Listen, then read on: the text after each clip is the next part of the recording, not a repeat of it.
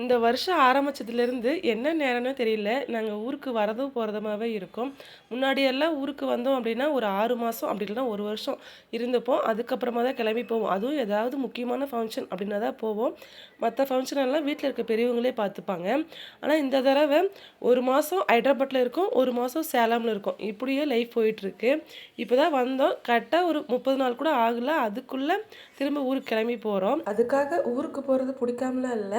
அடிக்கடி ஊருக்கே போயிட்டு இருந்தா நாமளும் நம்ம பொழப்ப பார்க்கணும் இல்லையா? அதுக்காக சொன்னேன். ஈவினிங் ஸ்நாக்ஸுக்கு காலிஃப்ளவர் 65 தான் போட்டிருந்தேன். அதுக்கப்புறமா வரும்போது அவரு பரோட்டா வாங்கிட்டு வந்திருந்தாரா, நைட் டின்னருக்கு பரோட்டா வச்சே முடிச்சாச்சு. இங்க இருக்க குருமாலாம் டேஸ்ட் கொஞ்சம் சுமாரா தான் இருக்கும். நம்ம ஊர் மாரி இருக்காது. நான் டிமார்ட் போயிருந்தப்போ ஒரு ஹேண்ட்பேக் வாங்கியிருந்தேன். அந்த ஹேண்ட்பேக் வந்து நல்லா ஸ்பேசஸாவே இருந்துச்சு. நம்ம ட்ராவல் பண்ணுறது கொஞ்சம் ஃப்ரீயா தான் இருக்கும். 499க்கு வாங்கியிருந்தேன்.